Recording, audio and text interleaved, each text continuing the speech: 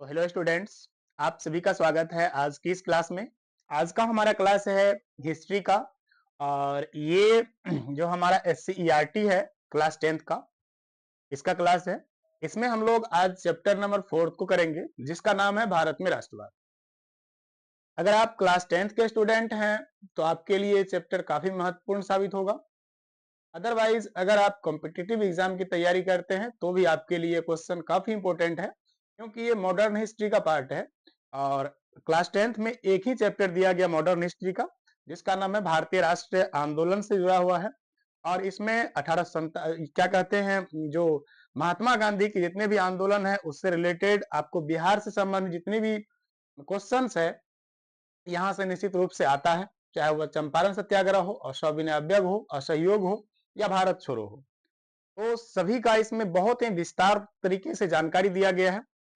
अगर आप लोग इस क्लास को देख लेते हैं, आज पूरा लगभग 1.5 से 2 घंटे की ये क्लास होगी और उसमें संपूर्ण रूप से भारत में राष्ट्रवाद चैप्टर को खत्म किया जाएगा। तो अगर आप क्लास 10th में हैं या कंपटीशन की तैयारी कर रहे हैं तो भी आपके लिए काफी महत्वपूर्ण साबित होगा। चलिए हम लोग चैप्टर नंबर 4, जिसका नाम है भारत में राष्ट्रवाद, आज उसको पूरा खत्म करेंगे। चलिए चलते हैं चैप्टर नंबर 4 पर।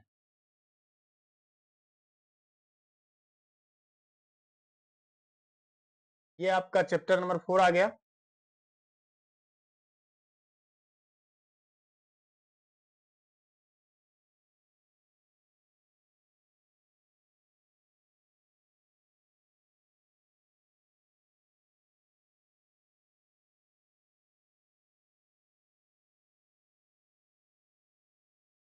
तो हम लोग आ गए चैप्टर नंबर 4 पे, इसका नाम है भारत में राष्ट्रवाद।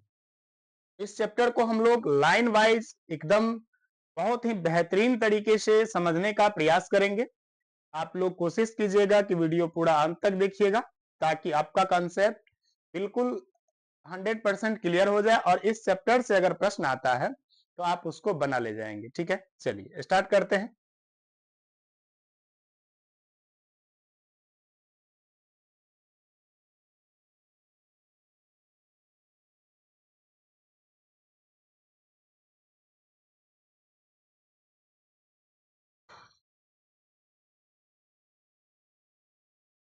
आइए, सबसे पहले क्या दिया हुआ है, भारत का शाब्दिक अर्थ होता है। भारत का शाब्दिक अर्थ क्या होता है, सॉरी, राष्ट्रवाद का शाब्दिक अर्थ होता है, कहता है राष्ट्रवाद का शाब्दिक अर्थ होता है राष्ट्रवाद चेतना का उदय, ऐसी राष्ट्रीय चेतना का उदय जिसमें राजनीतिक, आर्थिक, सामाजिक एवं सांस्कृतिक एकीकरण का आभास हो। 19वीं शताब्दी के पूर्वार्ध तक भारत छोटे छोटे राज्यों में विभक्त था। उस समय भारत को एकता के सूत्र में बांधने वाले तत्वों का अभाव था, समान न्याय व्यवस्था का अभाव था।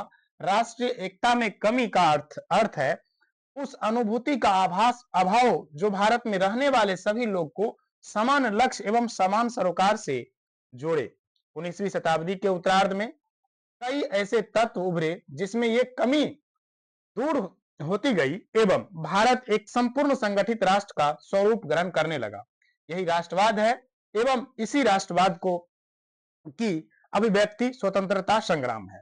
तो कहने का मतलब है राष्ट्रवाद को यहां पर समझाया गया है कि राष्ट्रवाद का अर्थ क्या होता है। देश के प्रति प्रेम की भावना, एक शब्द में अगर कहें, अपने देश के प्रति प्रेम की भावना और देश के प्रति समर्पित होना, उसी को राष्ट्रवाद कह सकते हैं। ठीक है ना, तो एक लाइन में क्लियर हो गया, देश के प्रति स्नेह या प्रेम रखना ही राष्ट्रवाद कहलाएगा। ठीक है, चलिए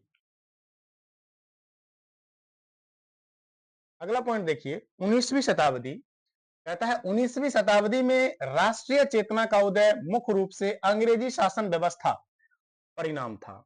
तो राष्ट्रवाद का उदय क्यों हुआ, उसका रीजन मुख्य रूप से अंग्रेजी शासन, जो अंग्रेज जो शासन कर रहे थे और भारतीयों पर एक तरह से अन्याय करना, भारतीयों को प्रताड़ित करना, सबसे बड़ा कारण बना भारतीय राष्ट्रवाद का उदय होने में। भारतीयों को राष्ट्र के प्रति प्रेम की भावना जगाने में अंग्रेजों का बहुत ही महत्वपूर्ण योगदान रहा है, यही इस लाइन का अर्थ है। ठीक है, अगला लाइन देखिए, ब्रिटिश शासन ने जो परिवर्तन राजनीतिक, आर्थिक और सामाजिक क्षेत्र में किए थे, उसके परिणाम स्वरूप भारतीय जनता के सभी वर्गों का शोषण हुआ था, जिससे जनता के बीच असंतोष की भावना ने एक व्यापक रूप लिया। दूसरी तरफ अंग्रेजों ने डाक और तार व्यवस्था, रेल, छापखाने, समरूप प्रशासनिक व्यवस्था आदि का विकास किया। यद्यपि इनका विकास एक सुचारू प्रशासन चलाने की दृष्टि से किया गया था, तथापि इन सभी ने राष्ट्रीय चेतना के उदय में महत्वपूर्ण भूमिका निभाया। कहने का मतलब है कि अंग्रेज जो है डाक व्यवस्था लाया, रेल लाया, छापखाना लाया, ये सब जो है भारतीयों को जागरूक होने में, भारतीयों को राष्ट्रवाद की भावना को उजागर करने में इनका महत्वपूर्ण योगदान रहा। जैसे मान लीजिए रेल आया तो लोग एक जगह से दूसरे जगह जाने लगे, जागरूक करने लगे। जो भी नेता थे, भारतीय नेता, वो एक जगह से दूसरे जगह आसानी से जाने लगे। ठीक है, उसके बाद जो है डाक से क्या होने लगा, एक जगह से दूसरी जगह चिट्ठी जाने लगी, और इस व्यवस्थाओं ने भारत में भारत के लोगों को राष्ट्र के प्रति प्रेम की भावना को बढ़ाने में उसका और भी योगदान बढ़ गया। ठीक है, तो देखते हैं ऑडियो वीडियो आप लोग को क्लियर है कि नहीं है। ठीक है, आप लोग एक बार बताइएगा किस तरीके से क्लास चल रही है, क्योंकि हम देख नहीं पाए थे। एक मिनट हम देख लेते हैं।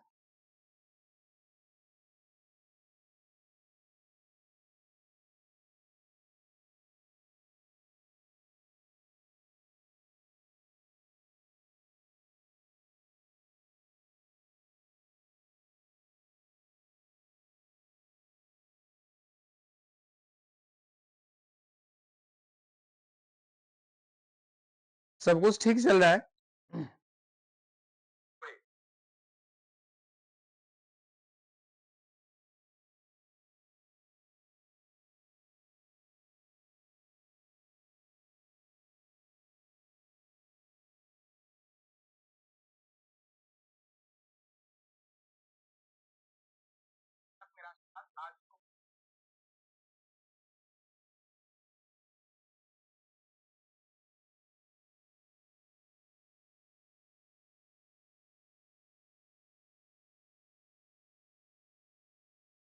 चलिए, सब कुछ ठीक चल रहा है।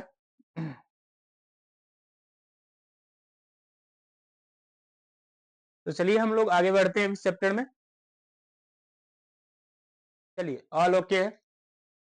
अब आता है राष्ट्रीयवाद। राष्ट्रवाद के उदय क्यों हुए, इसका कुछ न कुछ कारण होता है। कोई भी घटना का कुछ न कुछ कारण ही होता है। जब वो घटना एक अपने चरम सीमा पर होती है, ठीक है ना, जब तक कोई कारण नहीं होगा तो कोई घटना नहीं हो सकता है। ठीक है, तो कहता है कि राष्ट्रवाद के उदय के क्या कारण थे, आखिर क्या ऐसा हुआ कि भारतीय लोग को देश के प्रति प्रेम बढ़ने लगा धीरे धीरे, और भारतीय जो थे वो अपने परिवार और अपने समाज को देखते हुए देश प्रेम की भावना उसके अंदर जागृत हुई, और देश के लिए मर मिटने के कैसे तैयार हुआ।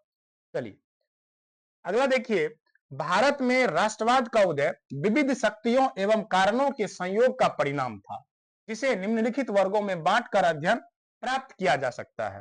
भारत में राष्ट्रवाद यानी भारतीयों को राष्ट्र के प्रति प्रेम की भावना जागने का बहुत सारे कारण थे, जो कि यहां पर दिया गया है। राजनीतिक कारण क्या था, तो राजनीतिक कारण में क्या है देखिए, भारत में राष्ट्रीय चेतना जागृत करने में विभिन्न कारणों का योगदान रहा, परंतु सभी किसी न किसी रूप में ब्रिटिश सरकार की प्रशासनिक नीतियों से संबंधित थी। ब्रिटिश शासक साम्राज्यवादी साम्राज्यवादी नीति के पोषक थे। ठीक है, सन 1858 में महारानी विक्टोरिया के उद्घोषणा के साथ ही भारत में देशी राज्य ब्रिटिश साम्राज्य के अधीन आ गई। इस घटना ने कुछ हद तक भारत को एक राष्ट्रीय स्वरूप प्रदान किया। उसके बाद भारत में राष्ट्रीयता की लहर आई, जिसको कुचलने के लिए सरकार ने कई दमन चक्र चलाए। तो 1858 में महारानी विक्टोरिया ने यह घोषणा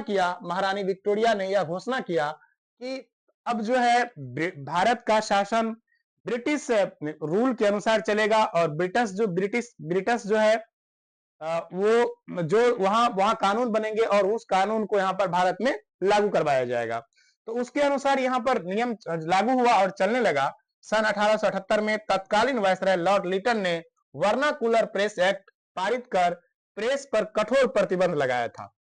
सन 1879 में आर्म्स एक्ट के द्वारा भारतीयों के लिए अस्त्र शस्त्र रखना और गैर कानूनी घोषित कर दिया गया। सन 1883 में इल्बर्ट बिल का परिणाम पारित होना भी राष्ट्रवाद को बल दिया। इस बिल का उद्देश्य भारतीय और यूरोप व्यक्ति को फौजदारी मुकदमे की सुनवाई सामान्य न्यायालय में करना था और उस विशेष अधिकार को समाप्त करना था जो यूरोप के निवासियों को अभी तक प्राप्त था और जिसके अंतर्गत उनके मुकदमे सिर्फ यूरोपीय जज ही सुन सकता था। कहने का मतलब है इल्बर्ट बिल एक ऐसा कानून बनाया गया था कि उसमें यूरोप के जो भी जज थे और भारत के जो भी जज थे, तो पहले ऐसा नियम था कि भारत के जो जज हैं वो यूरोपीय के मुकदमा नहीं सुनेंगे। ठीक है, मान लीजिए हम भारतीय हैं और हम जज हैं, हम यूरोप के लोगों का मुकदमा हमारे पास नहीं आएगा। यूरोप के जो लोग हैं उसके मुकदमा वो भारतीयों का नहीं सुनेंगे। ठीक है ना, वो यूरोप के जो लोग हैं वो भारतीयों के न्यायाधीश है उसका उसके पास मुकदमा नहीं जाएगा। जो यूरोपियन है यूरोपीय न्यायालय में जाएगा, मतलब यूरोपीय न्यायाधीश जहां बैठते हैं उसका मुकदमा उसी में जाना चाहिए। लेकिन 1883 में क्या किया गया, एक कानून लाया गया जिसमें भारतीय न्यायाधीश भी यूरोप वालों का मुकदमा सुन सकते थे। तो इसका उन्होंने यूरोप वासियों ने विरोध किया, तो इस बिल को फिर से वापस ले लिया गया और कहा गया चलिए ठीक है, आपको जो है ये कानून वापस लेते हैं और भारतीयों का मुकदमा जो भारतीय न्यायाधीश जो है उसका केवल भारत के लोगों का सुनेगा, बाकी यूरोप वासियों का मुकदमा वो नहीं सुनेगा। ऐसा कुछ कहा गया इल्बर्ट बिल में। समझ में आ गया आपको? उसके बाद कहा इन्होंने यूरोपीय जनता ने इनका विरोध किया और सरकार को इन बिल को वापस लेना पड़ा। वही बात इस तरह सन 1899 में लॉर्ड कर्जन ने कलकत्ता कॉरपोरेशन एक्ट पारित किया। तो Calcutta corporation act Lord Curzon ने कब पारित किया था? कलकत्ता कॉरपोरेशन एक्ट पारित किया किसने? लॉर्ड कर्जन ने। किसने पारित किया? तो लॉर्ड कर्जन ने कलकत्ता कॉरपोरेशन एक्ट पारित किया 1899 में। कलकत्ता कॉरपोरेशन एक्ट आपसे पूछा जाएगा तो 1899 में किसने पारित किया था?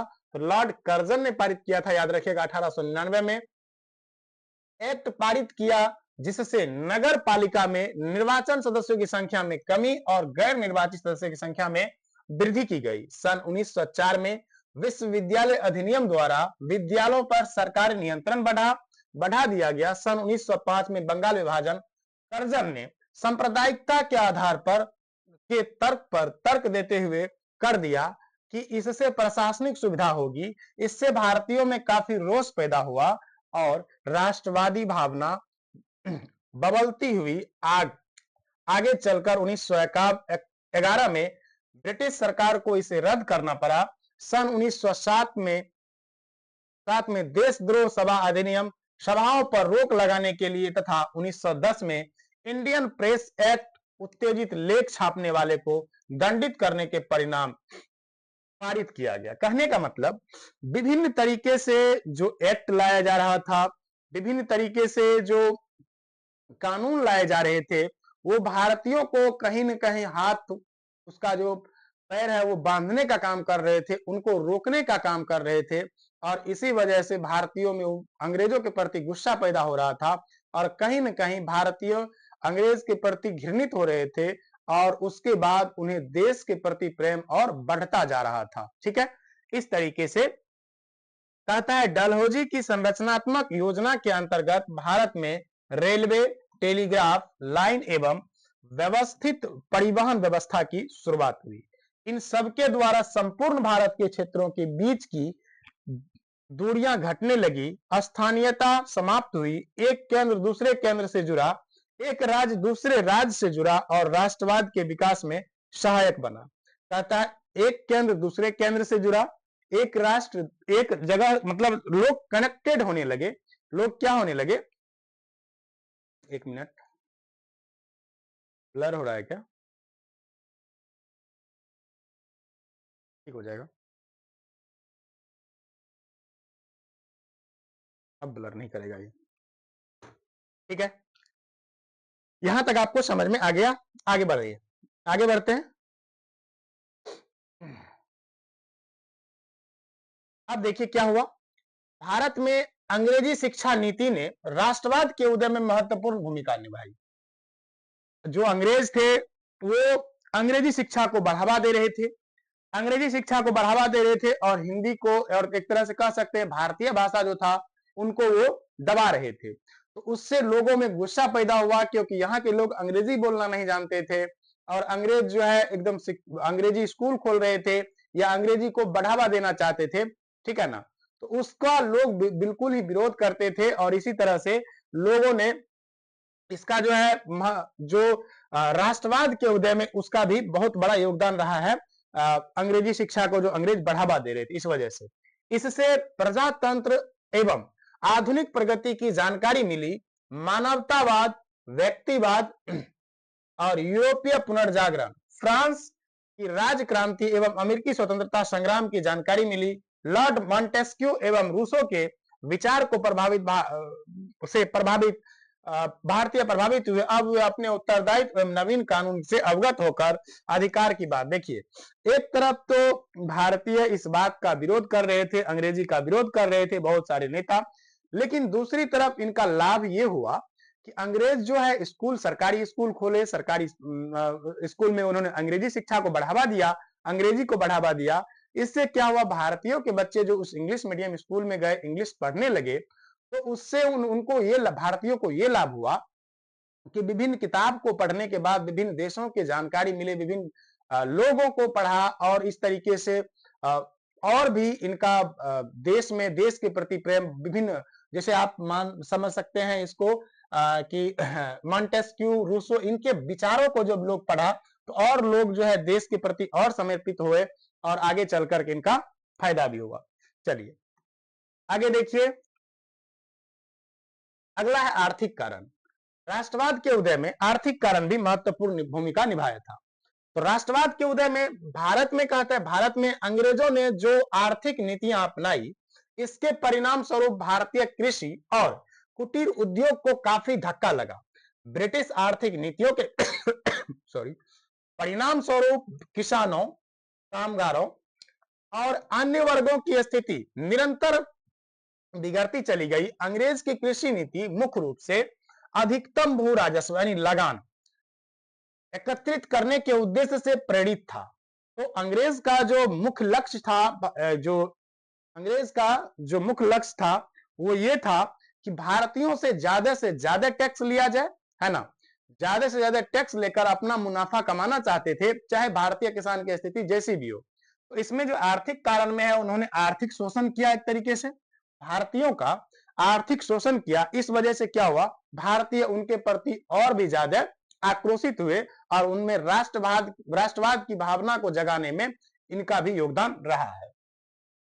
अस्थायी बंदोबस्त के द्वारा जमींदारों को एक निश्चित भू राजस्व कर के रूप में सरकार को देना पड़ता था। जमींदार किसानों से उससे कहीं अधिक लगान वसूल करते थे जितना कि इन्हें सरकार को देना होता था।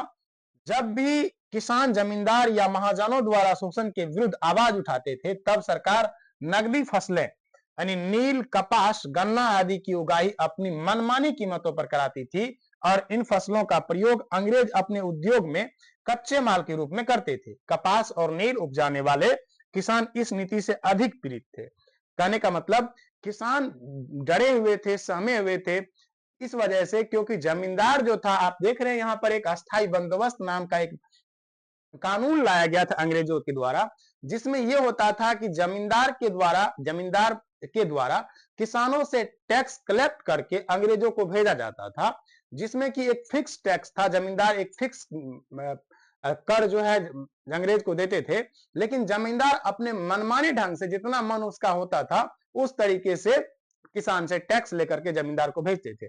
इससे बहुत ज्यादा किसान जो था प्रभावित हुआ, प्रताड़ित हुआ और इसमें सबसे ज्यादा जो प्रताड़ित किया गया वो था नील, कपास और गन्ना। ये तीन मुख्य खेती थी जिसमें वो उपजाया करते, किसान जो फसल उपजाते थे उसका वो कोई रेट नहीं लगाते थे, मनमाने ढंग से अपने तरीके से वो रेट लगाते थे, क्योंकि उस समय खरीदने वाले केवल अंग्रेज थे। क्योंकि खरीदने वाले नहीं होने के कारण उसका मनमानी ढंग से जो रेट लगता था उससे किसान घाटे में जा रहे थे और किसान कर्ज में और ज्यादा डूबते जा रहे थे। इससे भी अंग्रेजों के प्रति रोष आया और राष्ट्रवाद की भावना को बढ़ाने में इसका भी योगदान रहा है। अभी हम ये पढ़ रहे हैं कि आखिर राष्ट्रवाद की भावना लोगों में जागृत कैसे हुई। जागृत हुई, विभिन्न कारण थे, जैसे आपने राजनीतिक कारण देखा और हम अभी देख रहे हैं आर्थिक कारण को। आर्थिक कारण में क्या था? विभिन्न प्रकार से खेती कराना और उसका सही कीमत नहीं देना। ये हो गया आपका। अगला देखिए, आगे आता है उद्योग के क्षेत्र में भी मजदूर। उद्योग के क्षेत्र में भी मजदूर कामगार को भी अनेक मुसीबतों का सामना करना पड़ रहा था। अंग्रेजों ने भारत में बने कपड़े के निर्यात पर कई प्रकार के प्रतिबंध लगा दिए थे, जबकि इंग्लैंड में मशीन से बने कपड़े की भारत में बिक्री पर किसी भी प्रकार का कर या प्रतिबंध नहीं था। सरकार द्वारा सन 1882 ईस्वी में सूती वस्त्रों पर से आयात कर हटा लिया गया था। भारत में मशीन से बना सामान इंग्लैंड से आता था और वहां पर कारखाना लगाए जाने की प्रक्रिया अत्यंत धीमी थी, क्योंकि सरकार यहाँ पर कारखाना धीरे से लगाया जा रहा था और इंग्लैंड से सामान को बना, यहां से कच्चे माल को ले जाकर के इंग्लैंड से सामान बना करके उसको यहाँ पर महंगे दामों पर बेचा जा रहा था। और जो भारत में कारखाना लगाने का काम था वो बहुत ही स्लो करके रखा गया था। आगे देखिए, भारत में औद्योगिकरण के पक्ष में नहीं, भारत में मतलब वो ये नहीं चाहता था कि भारत में जो कच्चा माल उत्पन्न हो रहा है उसी का उपयोग हम यहाँ फैक्ट्री लगा के उसी से एक माल को तैयार किया जाए और भारत में उसको बेचा जाए, वो ऐसा नहीं चाहते थे। मतलब वो यहाँ फैक्ट्री लगाना एक तरह से कह सकते हैं नहीं चाहते थे। ऐसी परिस्थिति में कामगारों का बेरोजगार होना स्वाभाविक था। कृषि और उद्योग के संक्षिप्त विवरण से हमने यह देखा कि भारतीय समाज का प्रत्येक वर्ग अंग्रेजी शासन के अधीन कठिनाइयों का सामना कर रहा था। जनता में असंतोष की भावना एकाएक राष्ट्रीय चेतना को जन्म नहीं देती। वास्तव में यह असंतोष विभिन्न समयों पर विद्रोह के विभिन्न पहलुओं के रूप में उभर कर सामने आया। जब से कंपनी का शासन प्रारंभ हुआ तब से लेकर 1857 ईस्वी के विद्रोह, जब से कंपनी का शासन प्रारंभ हुआ तब से लेकर 1857 तक कंपनी के विद्रोह तक, 1857 के विद्रोह तक कई विद्रोह हुए। 1857 के बाद विद्रोह की बारंबारता, जिसमें नील विद्रोह, पावना विद्रोह प्रमुख है, और 1857 के विद्रोह ने इस ओर सोचने को बाध्य कर दिया कि आखिर सफलता के लिए आवश्यक योजना क्या है। भारतीय इस निष्कर्ष पर पहुंच गए कि लक्ष्य की स्पष्टता एवं मजबूत संस्था, परिपक्व नेतृत्व, लड़ाई के तरीके में शुद्धता और सुनियोजित आंदोलन के जरिए स्वतंत्रता प्राप्त की जा सकती है।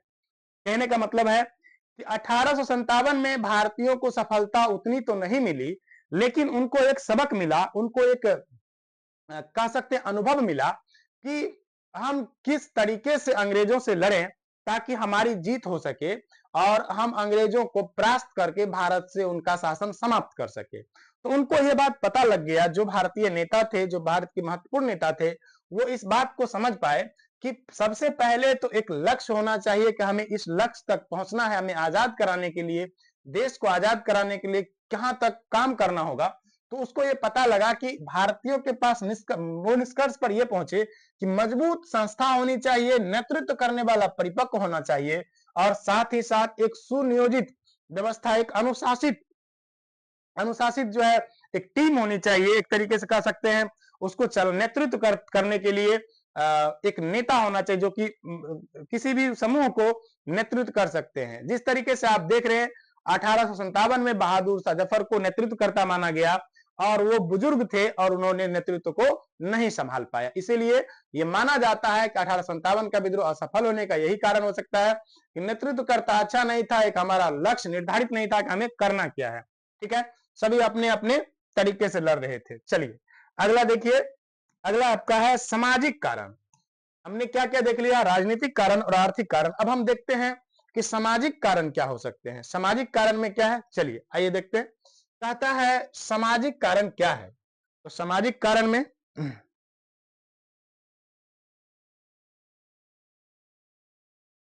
सामाजिक कारण में देखिए, राष्ट्रवाद के उदय में ब्रिटिश सरकार की प्रजाति भेद की नीति भी महत्वपूर्ण कारक थी। अंग्रेज अपने को श्रेष्ठ समझते थे एवं भारतीयों को है दृष्टि से देखते थे। यहां तक कि विदेशों में भी भारतीयों के साथ अच्छा बर्ताव नहीं किया जाता था। दक्षिण अफ्रीका के भारतीयों पर कई तरह के कानूनी प्रतिबंध लगाए जा चुके थे। भारत में तो उनके साथ भारतीयों को रेलगाड़ी में यात्रा नहीं करने दिया जाता था। रेलगाड़ी में, क्लबों में, सड़कों पर और होटलों में अंग्रेज भारतीयों के साथ दुर्व्यवहार करते थे। इससे भारतीय जनता में अंग्रेज के प्रति घृणा का भाव जागृत हुआ।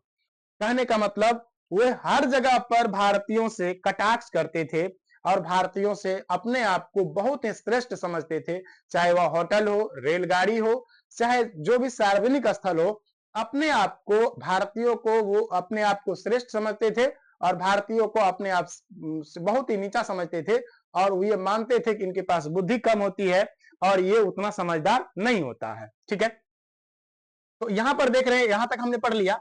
और वो क्या होने लगे, इस भारतीय जनता में अंग्रेज के प्रति घृणा का भाव उत्पन्न हुआ। जब आप किसी से इस तरीके से पेश आएंगे किसी के सामने, तो आपके प्रति ऑटोमेटिक, चाहे वह कह ना सके, भारतीय अंग्रेज को कह तो नहीं सकते थे, लेकिन अंदर ही अंदर उनके प्रति घृणा पैदा हुआ और ये भी राष्ट्रवाद के उदय में महत्वपूर्ण भूमिका निभाई। अगला देखिए, आगे क्या कहता है।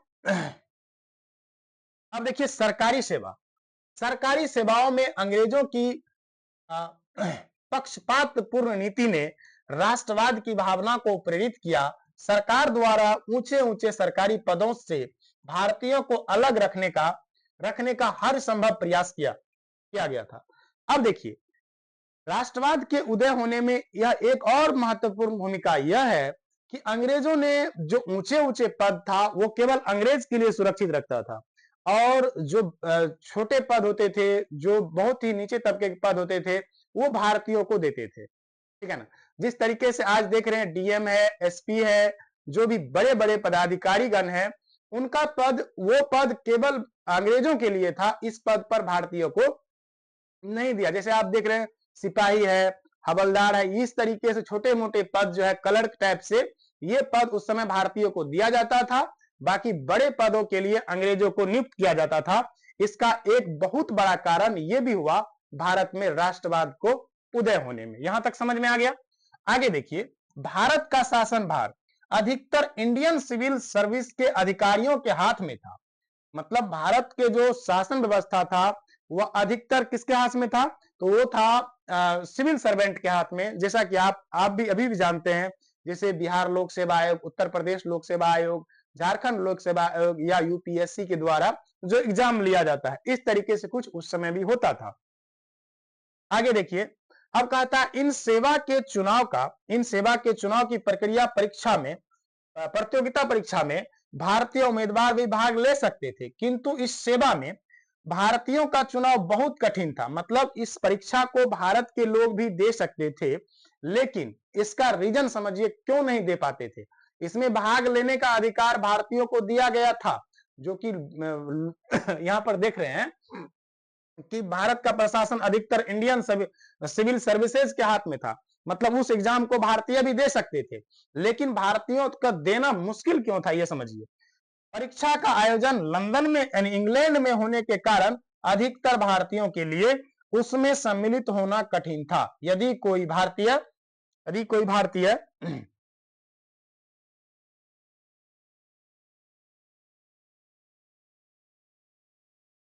सफल हो भी गया तो उसकी नियुक्ति में बाधा उत्पन्न करके उसे पदच्युत करने की सरकार द्वारा कोशिश की जाती थी। सुरेंद्रनाथ बनर्जी के साथ उन्होंने ऐसा ही बर्ताव किया। अतः भारतीय शिक्षित वर्ग एवं मध्यम वर्ग ने अंग्रेजी शासन के खिलाफ आवाज बुलंद किया। अभी हम क्या पढ़ रहे हैं, अभी हम ये पढ़ रहे हैं कि भारत में राष्ट्रवाद का उदय आखिर हुआ क्यों। आप देख रहे हैं सामाजिक कारण, आर्थिक कारण, राजनीतिक कारण।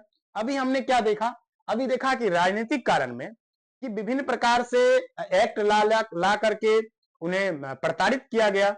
आर्थिक कारण में देख रहे हैं किसान से फसल उपजाया गया, नील हो, कपास हो, गन्ना हो, और उनका सही मूल्य नहीं दिया गया।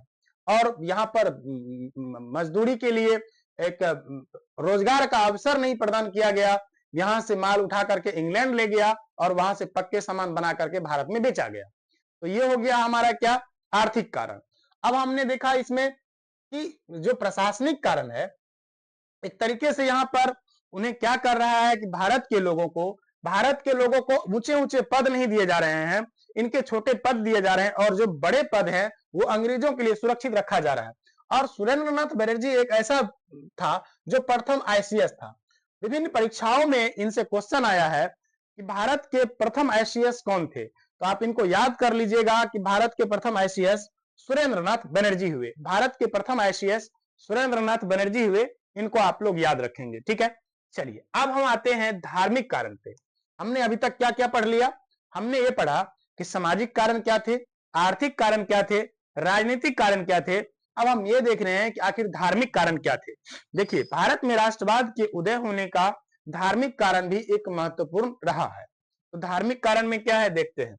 विश्व में किसी भी देश में राष्ट्रवाद उत्पन्न करने में धर्म सुधार आंदोलन ने महत्वपूर्ण भूमिका अदा किया है। 19वीं शताब्दी में अनेक महापुरुषों ने सामाजिक और धार्मिक कुरीतियों के खिलाफ एक आंदोलन की शुरुआत की।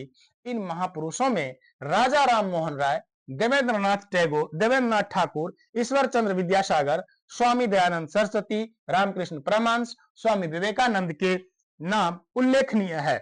इनके अलावा William Jones, Max Muller, Charles Wilkinson आदि ये यूरोप के रहने वाले हैं। तो कहता है कि धार्मिक कारण भी महत्वपूर्ण भूमिका निभाया है भारत के राष्ट्रवाद के उदय होने में।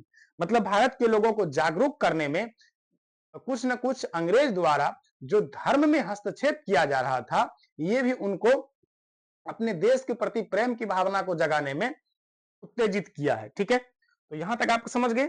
अब देखिए आगे, इसमें महत्वपूर्ण जो धार्मिक नेता थे, ये राजा राम मोहन राय थे, और देवेंद्रनाथ टैगोर थे, ईश्वर चंद्र विद्यासागर, स्वामी विवेकानंद, रामकृष्ण परमहंस, स्वामी विवेकानंद के साथ दयानंद सरस्वती भी है यहाँ। चलिए अब देखिए, कहता है विद्वानों ने, जो विभिन्न विद्वान थे जो सामाजिक धार्मिक सुधार आंदोलन को बढ़ावा देना चाहते थे, वो जो है यहाँ पर है, विद्वानों ने भारतीय धर्म ग्रंथों का अंग्रेजी में अनुवाद किया। इससे भारतीयों के हृदय में अपने धर्म के प्रति निष्ठा की भावना जागृत हुई। इन सुधारकों ने एकता, समानता, स्वतंत्रता का पाठ पढ़ाकर भारतीयों के जन जीवन में नई चेतना का मंत्र फूंक दिया। फलतः राष्ट्रवाद का उदय हो गया। देखिए, विभिन्न नेता जो कुछ आर्थिक तंगी से गुजर रहे थे लोग, वहां भी उनको प्रोत्साहित किया गया और अपने देश के प्रति प्रेम की भावना को जगाने में। और धार्मिक कारण में जो धार्मिक नेता थे, इन्होंने भारतीयों के, जो भारत के लोग थे, आम लोग थे, उनको बताया गया कि हमारे धर्म के प्रति प्रेम, स्नेह रखना भी कितना महत्वपूर्ण है। उन्होंने उनका अनुवाद हिंदी में करवाया और इस तरीके से भारतीय लोगों का मनोबल जो है अपने धर्म के प्रति, अपने धार्मिक चीजों के प्रति उनका मनोबल बढ़ा, ठीक है।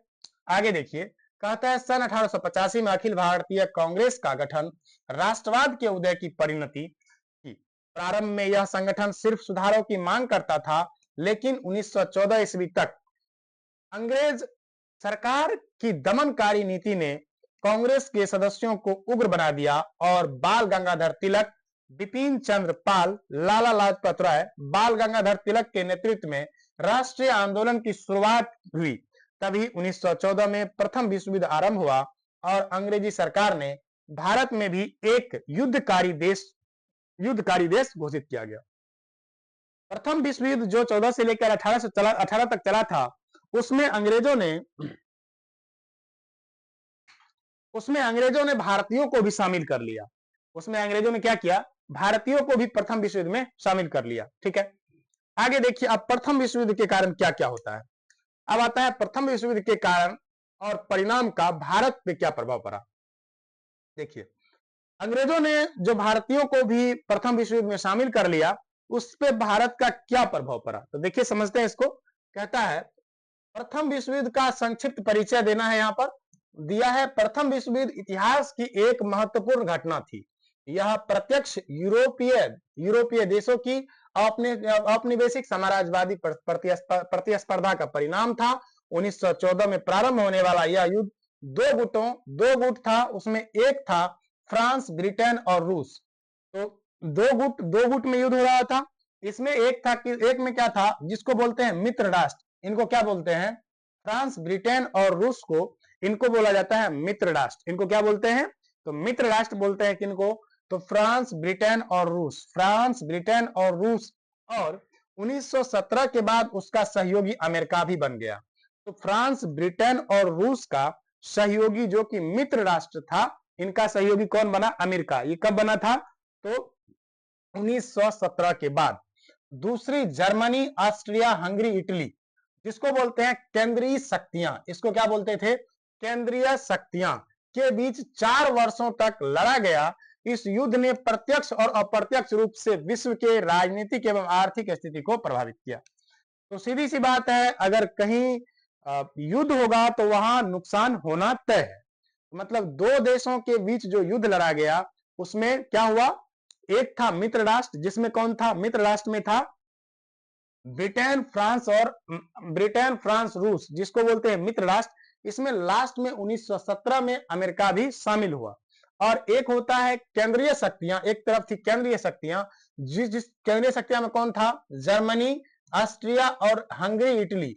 देखिए 4 देश इधर भी है और 4 देश उधर भी है। बशर्ते फर्क इतना है कि अमेरिका 1917 में शामिल होता है किसमें? तो मित्र राष्ट्र में।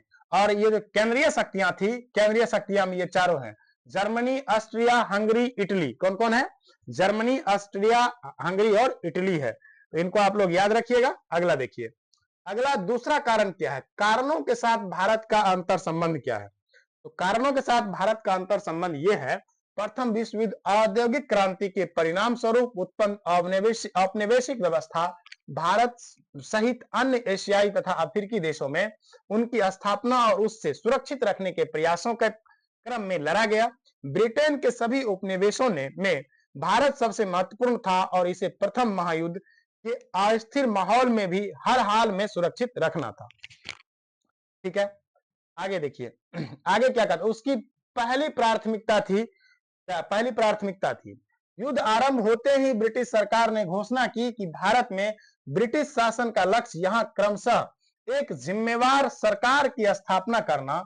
अतः 1916 में सरकार ने भारत में आयात शुल्क लगाया ताकि भारत में कपड़ा उद्योग का विकास हो सके और उसका फायदा अंग्रेज को मिल सके। कहने का मतलब है, अंग्रेजों ने यह घोषणा किया, जब देख रहे हैं 1914 में दो गुटों के बीच युद्ध प्रारंभ हो चुका है और उसमें भारत को भी शामिल कर लिया गया है। यहां पर क्या किया अंग्रेजों ने? एक नियम बनाया, एक घोषणा किया कि अब विदेश से जो भी सामान लाया जाएगा, किसी भी देश से अगर भारत में किसी सामान को आयात किया जाएगा तो यहां पर उस पर कर लगे, टैक्स देना पड़ेगा भारत के सरकार को।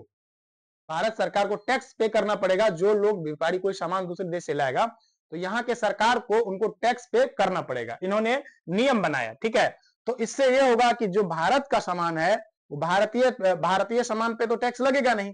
सीधी सी बात है, अगर कोई सामान अमेरिका से अभी आएगा तो अमेरिका के सामान पे भारत सरकार टैक्स लेगी और उसका कीमत भारत में बढ़ जाएगा। लेकिन जो यहाँ पर भारत में मैन्युफैक्चरिंग किया जाएगा उस पर थोड़ा बहुत टैक्स सरकार द्वारा लिया जाएगा और वो चीजें सेम चीजें सस्ती मिलेगी। तो जो भारत में निर्मित सामान है उसको लोग खरीदेंगे और अमेरिका के सामान को नहीं खरीदेंगे। तो कहने का मतलब यही था। अब तीसरा भी कारण है, प्रथम महायुद्ध के समय का भारतीय घटनाक्रम। ठीक है, तो प्रथम विश्व युद्ध हो रहा था, उसमें भारत में क्या चल रहा था उस समय वो देखना हमें। कहने का मतलब है यहां पर कि विश्व युद्ध के समय भारत में होने वाली तमाम घटनाएं युद्ध से उत्पन्न परिस्थितियों की ही देन थी। इसने भारत में एक नई आर्थिक और राजनीतिक स्थिति पैदा की जिससे भारतीय राष्ट्रवाद ज्यादा परिपक्व हुआ। युद्ध प्रारंभ होने के साथ ही तिलक और गांधी जैसे राष्ट्रवादी नेताओं ने ब्रिटिश सरकार के युद्ध प्रयासों में हर संभव सहयोग दिया, क्योंकि उसने उन्हें सरकार के स्वराज संबंधी आश्वासन पर भरोसा था। युद्ध के आगे बढ़ने के साथ ही भारतीयों का भ्रम टूटा। रक्षा व्यय में इजाफा के साथ ही भारतीयों पर कर का बोझ बढ़ा दिया गया, जिससे महंगाई दर भी काफी बढ़ गया।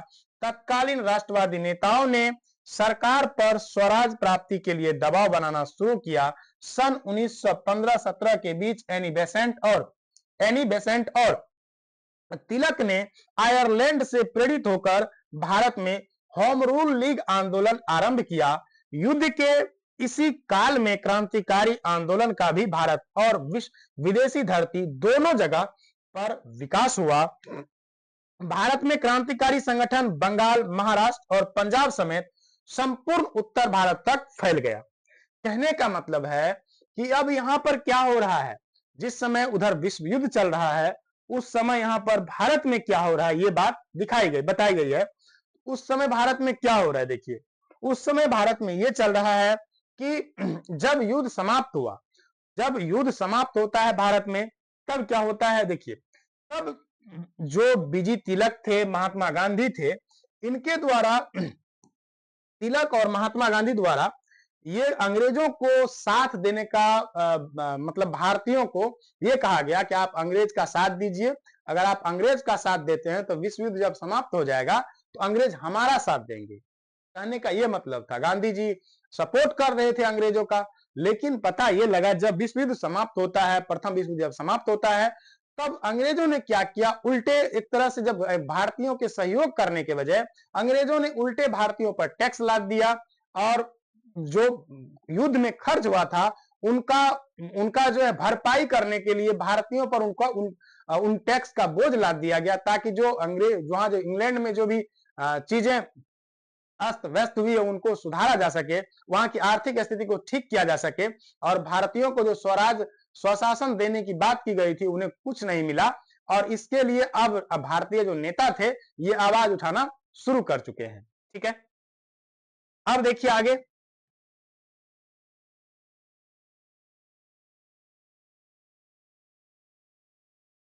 अब देखिए क्या होता है। तिलक ने आयरलैंड से प्रेरित होकर भारत में होम रूल लीग आंदोलन आरंभ किया। तो तिलक जो है भारत में होम रूल लीग आंदोलन स्टार्ट करता है। ये कहां से प्रेरित था, तो ये था प्रेरित आयरलैंड से। कहां से प्रेरित था, आयरलैंड से। युद्ध के इसी काल में क्रांतिकारी आंदोलन का भी भारत और विदेशी धरती दोनों जगह पर विकास हुआ। भारत में क्रांतिकारी संगठन बंगाल, महाराष्ट्र और पंजाब समेत महत्वपूर्ण उत्तर भारत तक फैल गया। तो वहीं अमेरिका और कनाडा में सब बसे भारतीय क्रांतिकारी ने लाला हरदयाल के प्रयास से 1913, देखिए क्या कहता है, अमेरिका और कनाडा में बसे भारतीय क्रांतिकारी ने लाला हरदयाल के प्रयास से 1913 में, यहां से क्वेश्चन आएगा, गदर पार्टी की स्थापना भारत में सशस्त्र क्रांतिकारियों का प्रयास किया। तो अमेरिका और कनाडा में बसे भारतीयों ने क्या किया, लाला हरदयाल के प्रयास से 1913 में गदर पार्टी की स्थापना की। आपसे क्वेश्चन पूछा जाएगा गदर पार्टी की स्थापना कब किया गया, तो 1913 में।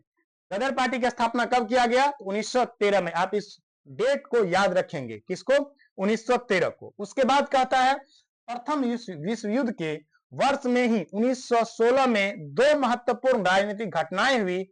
पहला यह कि कांग्रेस के दोनों दल, गरम और नरम दल, एक हो गए। दूसरे, कांग्रेस और मुस्लिम लीग के बीच साझा राजनीतिक आंदोलन चलने को लेकर समझौता हुआ। युद्ध काल में ही भारतीय राजनीति के रंगमंच पर महात्मा गांधी का उत्कर्ष उनके द्वारा संचालित 3 सफल सत्याग्रह, चंपारण, खेड़ा और अहमदाबाद आंदोलन के बाद हुआ।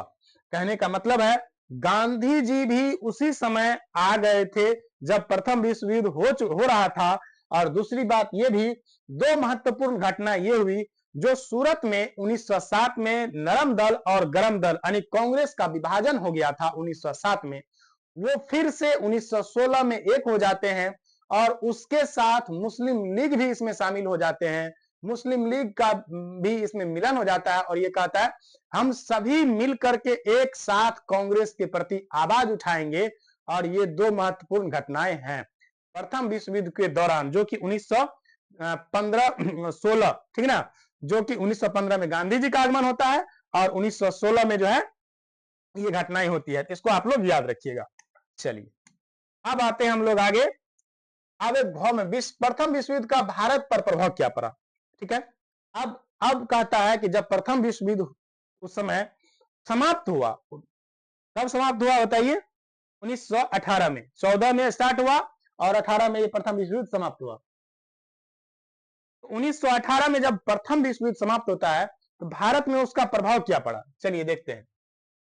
महायुद्ध के बाद भारत की आर्थिक स्थिति बिगड़ी। पहले तो कीमतें बढ़ी और फिर आर्थिक गतिविधियां मंद होने लगी, जिससे नगरों में रहने वाले शिक्षित भारतीय लगातार बेरोजगार होने लगे। महंगाई अपने चरम पर पहुंच गया और जिसने क्या किया, जिसने मजदूरों, दस्तकारों और किसानों को सबसे ज्यादा प्रभावित किया। युद्ध के दौरान इंग्लैंड की अर्थव्यवस्था संकट से घिर गया। भारत में होने वाला उनका आयात रुक गया, जिसके कारण भारतीय उद्योग फले फूले। भारतीय उद्योगपति का एक वर्ग इस परिस्थिति में उदित हुआ, लेकिन जैसे ही युद्ध समाप्त हुआ स्थितियां बदल गई। पुनः भारत में विदेशी पूंजी का प्रभाव बढ़ गया। भारतीय उद्योगपति सरकार से चाहते थे कि विदेशी वस्तुओं के आयात पर सरकार भारी शुल्क लगाए ताकि उनका घरेलू उद्योग बढ़े, लेकिन ऐसा नहीं हुआ। इस परिस्थितियों में उन्होंने महसूस किया कि एक मजबूत राष्ट्रीय आंदोलन द्वारा दबाव बनाकर ही यह प्राप्त किया जा सकता है, ठीक है।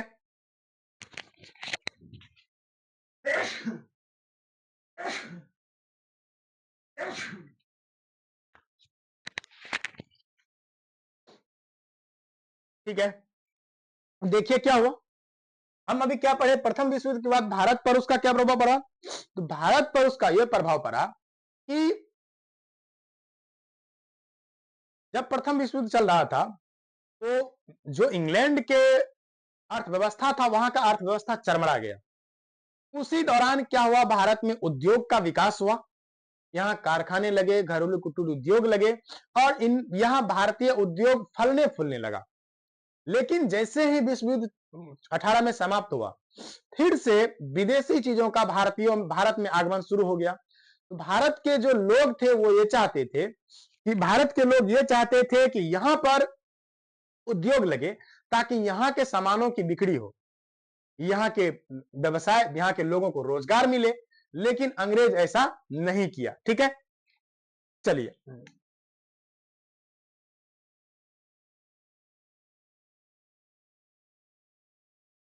तभी उसी दौरान भारतीयों को यह महसूस होने लगा कि भारत में एक मजबूत संगठन की स्थापना किया जाए ताकि अंग्रेजों तक इस आवाज को पहुंचाया जाए। हम जो चाहते हैं वो अंग्रेजों तक उस आवाज को पहुंचाने के लिए एक मजबूत संगठन चाहिए। इनका अनुभव भारतीयों को होने लगा।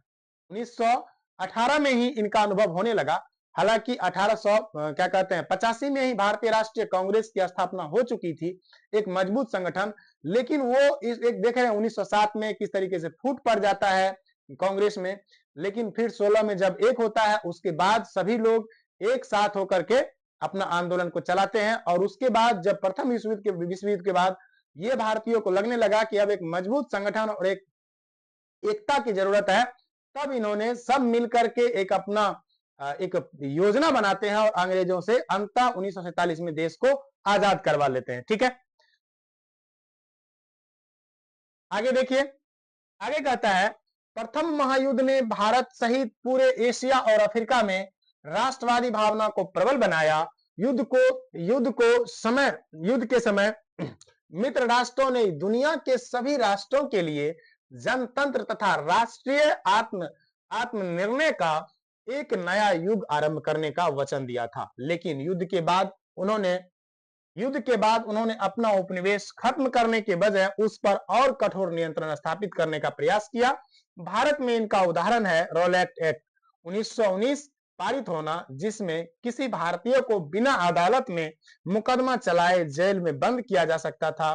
कानून के विरोध के क्रम में 13 अप्रैल 1919 को प्रसिद्ध जालियांवाला बाग हत्याकांड और पूरे पंजाब में मार्शल लॉ लगा दिया गया, जिसमें लोगों पर पार्श्विक अत्याचार किया गया। महायुद्ध के बाद भारत में राष्ट्रवाद की जो लहर उठी उससे प्रभावित होकर भारत में ब्रिटिश उससे प्रभावित होकर क्या हुआ। अब देखिए यहाँ पर महत्वपूर्ण घटना क्या हुआ कि यहाँ पर और भी ज्यादा चीजों को सख्त किया गया। अब यहाँ पर देख रहे हैं कि एक तरीके से जहां ये बात अंग्रेजों ने किया था कि हम आपको स्वशासन करने का अधिकार देंगे, वहां उल्टा एक नियम बना दिया गया रॉलेट एक्ट 1919, जिसमें यह कहा गया कि अगर किसी भी भारतीयों पर यह संदेह होता है कि भारतीय हमारे नजर में, मतलब अंग्रेज की नजर में, अगर भारतीय हमारे नजर में गलत हैं तो उनको हम जेल में डाल सकते हैं और उनके प्रति कोई वकील, कोई भी मतलब बेल वेल कुछ नहीं होगा, उसको उस पे जेल से निकलने का उसका कोई गुंजाइश नहीं होता है। जैसे कि आज हमारे देश में नियम है कि अगर कोई भी व्यक्ति कितना बड़ा गुनाहगार है तो उसे अपना मनपसंद वकील करने का और अपना बात रखने का एक अधिकार है। लेकिन अंग्रेजों ने ऐसा कानून बनाया, ऐसा नियम बनाया कि उसके खिलाफ में कोई आवाज उठा ही नहीं सकता है, ठीक है ना। यही था क्या कहते हैं रॉलेट एक्ट 1919। और उसी के बाद एक घटना होती है जालियांवाला बाग में, अमृतसर के जालियांवाला बाग में 13 अप्रैल 1919 में, जिसमें कि हजारों लोगों को, हजारों निहत्थों लोगों को गोली से भून दिया जाता है, ठीक है। अब देखिए महायुद्ध के बाद क्या होता है, यहां पर हमने पढ़ लिया है कठोर नियंत्रण स्थापित किया 1919 पारित, जिसमें किसी भारतीय को, ठीक है, हमने यहां तक पढ़ लिया। अब आता है महायुद्ध के बाद भारत में राष्ट्रवाद की जो लहर उठी उससे प्रभावित होकर भारत में ब्रिटिश सरकार ने शासन में कुछ सुधार करने का प्रयास अवश्य किया, जो 1919 के मॉन्टेग्यू चेम्सफोर्ड सुधार योजना या भारत सरकार अधिनियम के नाम से जाना गया। तो आप लोग इनको भी याद रखेंगे। एक 1919 में दो घटना है, एक तो रोलेट एक्ट, एक तरफ तो रोलेट एक्ट अंग्रेजों ने लाया और दूसरी तरफ इन्होंने एक योजना लाया जिसका नाम था मॉन्टेग्यू चेम्सफोर्ड सुधार या भारत सरकार अधिनियम 1919। इनका दो नाम है, या तो बोलेगा भारत सरकार अधिनियम 1919 या तो बोलेगा मॉन्टेग्यू चेम्सफोर्ड सुधार। प्रीवियस ईयर में आपको मिल जाएगा कि मॉन्टेग्यू चेम्सफोर्ड सुधार कब हुआ।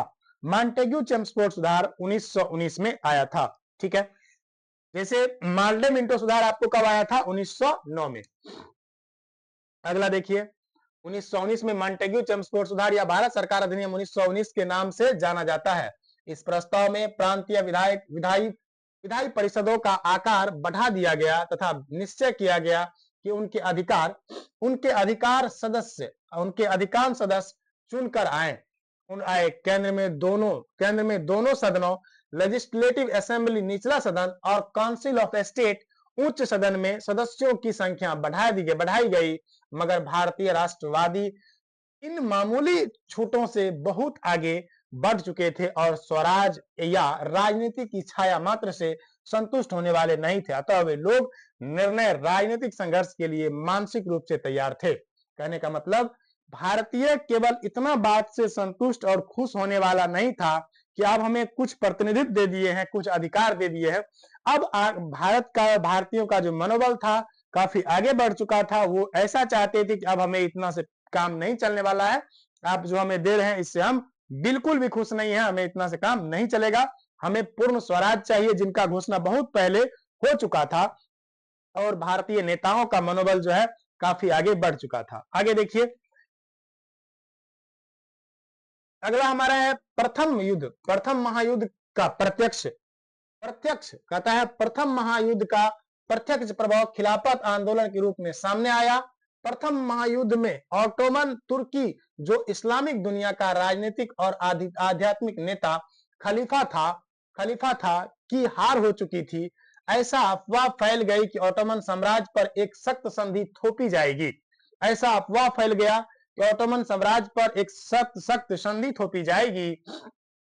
इससे भारतीय मुसलमानों में नाराजगी बढ़ी और उधर 1916 में लीग कांग्रेस समझौता लखनऊ समझौता। तो आपसे क्वेश्चन ये भी पूछा जाएगा कि लीग समझौता कब हुआ, तो लीग समझौता 1916 में, और इसे हम लखनऊ समझौता भी कहते हैं।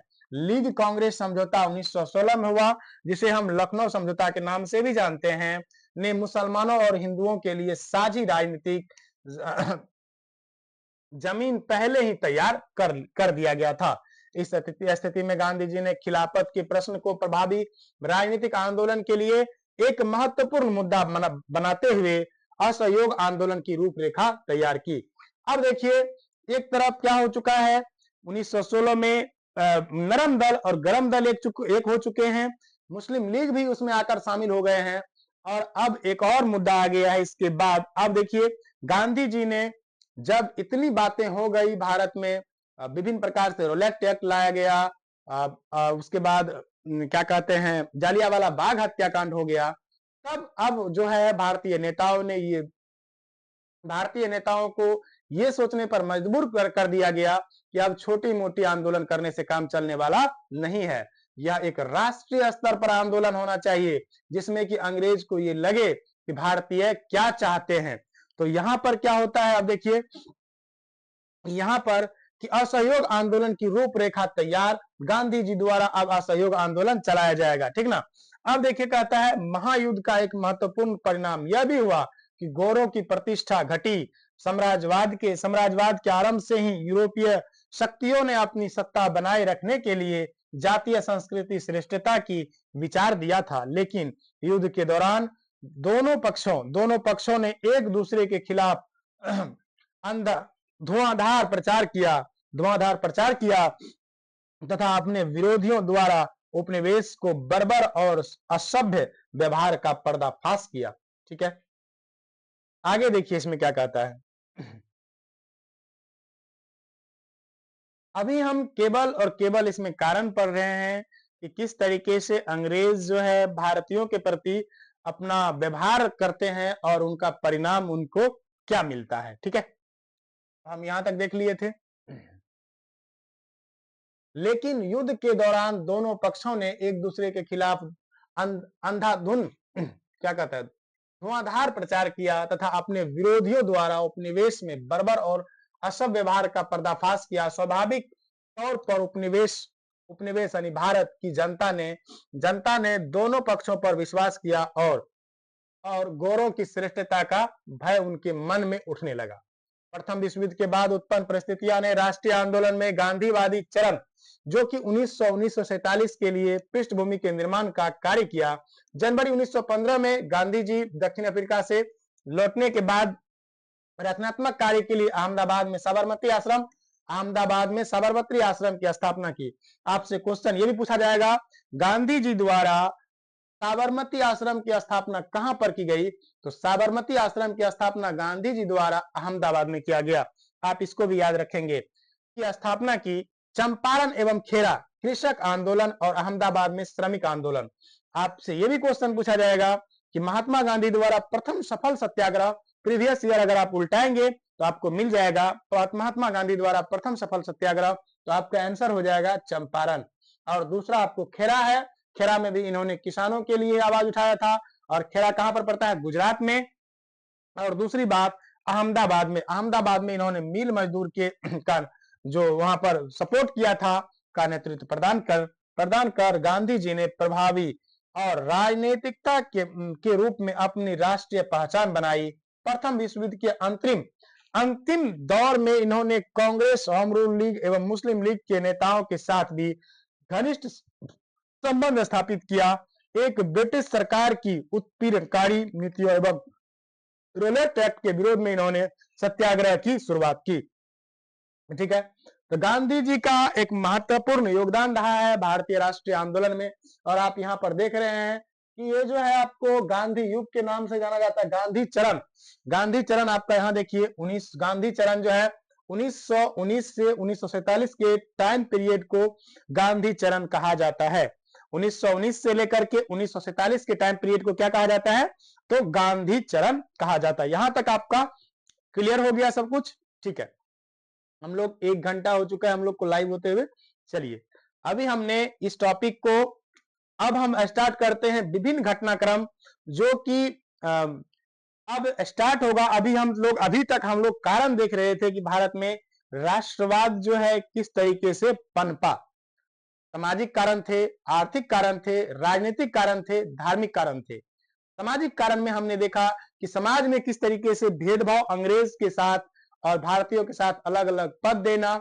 हमने आर्थिक कारण में देखा कि यहाँ के किसानों से खेती करवाना, फसल का उपज जो उसका सही मूल्य नहीं मिलना, ठीक है। राजनीतिक कारण में हम देख रहे हैं कि विभिन्न प्रकार से भेदभाव किया जा रहा है, विभिन्न प्रकार के कानून बना करके भारतीयों को प्रताड़ित किया जा रहा है, ठीक ना। धार्मिक कारण में हमने ये देखा कि यहाँ के धर्म में अंग्रेजों द्वारा हस्तक्षेप किया जाना कि भारत में राष्ट्रवाद के उदय का एक महत्वपूर्ण कारण बन गया। अब देखिए आगे हम लोग देखते हैं, अब आता है हमारा रोलेट एक्ट के विरोध में सत्याग्रह।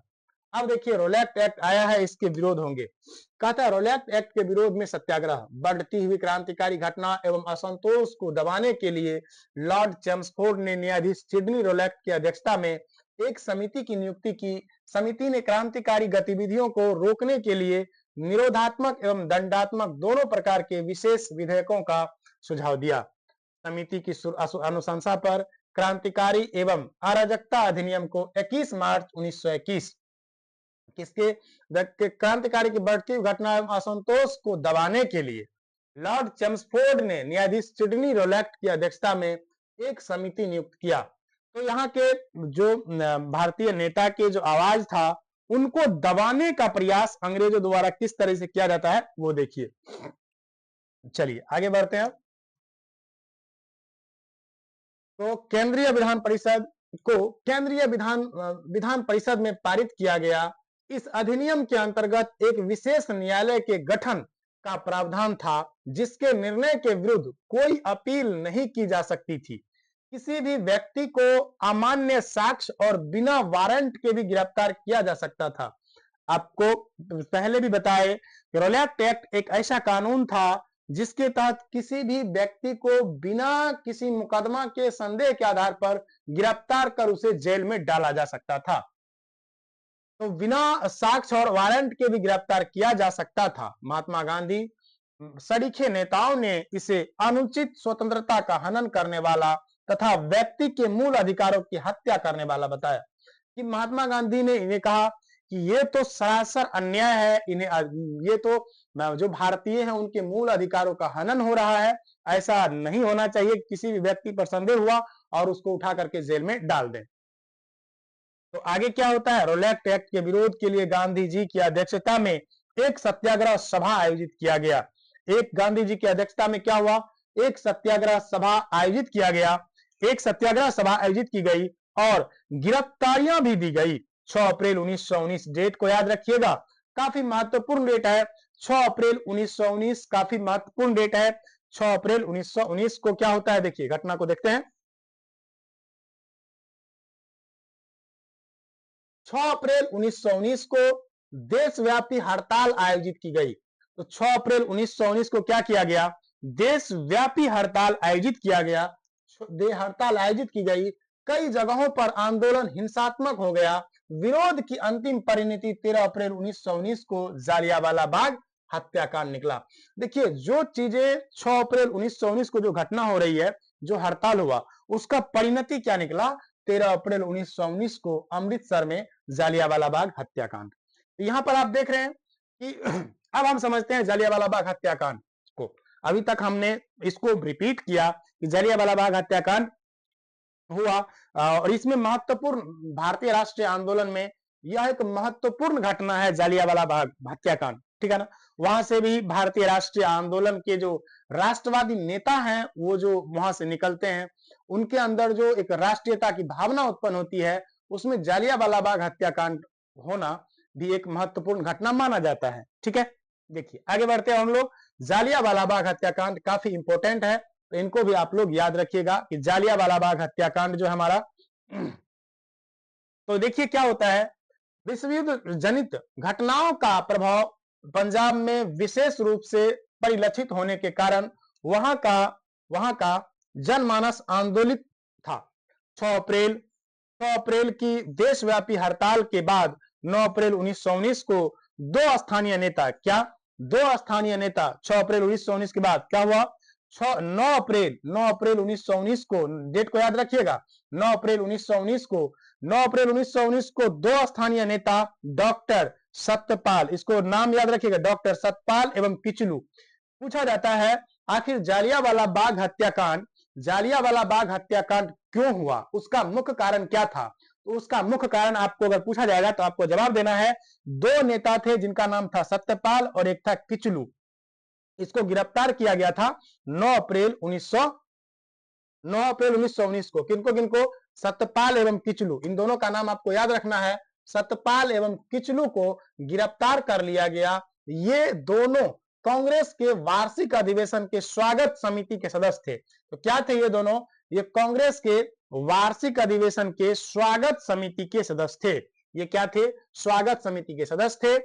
इनकी गिरफ्तारी के विरोध में 13 अप्रैल 1919, अच्छा इनके विरोध याद रखिएगा, इनके गिरफ्तारी के विरोध में 13 अप्रैल 1919 को एक सभा में, जहां जालियांवाला बाग है, एक जगह है, उसमें लोग एकत्रित हुए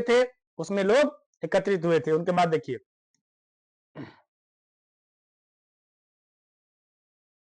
13 अप्रैल 1919 को जालियांवाला बाग में एक सार्वजनिक सभा बुलाई गई थी। क्यों बुलाई गई थी? जो सत्यपाल और किचलू था ना, जो सत्यपाल था, सत्यपाल और किचलू, और ये कांग्रेस के स्वागत समिति के सदस्य थे। किचलू, सत्यपाल और किचलू, इनका नाम क्या था? सत्यपाल और किचलू। उसको जब गिरफ्तार किया गया तो 13 अप्रैल 1919 को एक सभा बुलाई गई जालियांवाला बाग में। जालियांवाला बाग एक जगह है, ठीक है ना, अमृतसर में, ठीक ना। तो वहां पर एक सभा बुलाई गई जहां जिला मजिस्ट्रेट जनरल और डायर, इनका भी नाम काफी महत्वपूर्ण है, इसलिए इनको आप लोग को याद रखना है।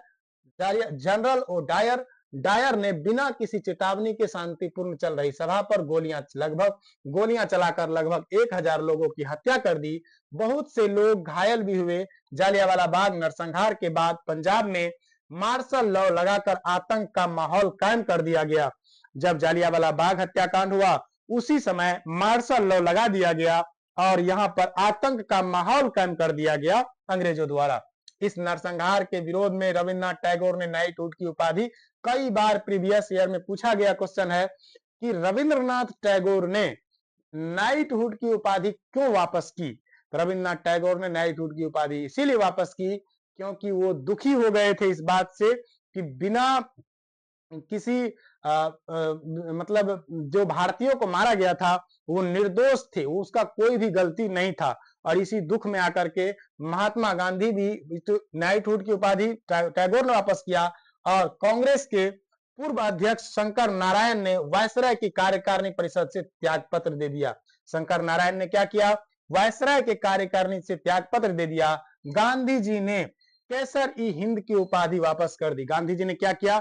कैसर ए हिंद की उपाधि भी वापस कर दी, त्याग दी। जालियांवाला बाग हत्याकांड ने राष्ट्रीय आंदोलन में एक नई जान फूंक दी। जब इस तरीके का आंदोलन, जब जालियांवाला बाग हत्याकांड हुआ तो वहां पर और भी रोष पैदा हुआ भारतीयों में, और ज्यादा राष्ट्रवाद की भावना उत्पन्न हुई और अंग्रेजों से लड़ने के लिए डटकर सामने आए और भी उनके प्रति गुस्सा की लहर और ज्यादा बढ़ने लगी। ठीक है, उसके बाद क्या होता है? खिलाफत आंदोलन। अब हम खिलाफत आंदोलन को देखेंगे। खिलाफत आंदोलन में क्या होता है, देखिए यहाँ पर बहुत इंटरेस्टिंग कहानी है इनका। अब आता है हमारा खिलाफत आंदोलन।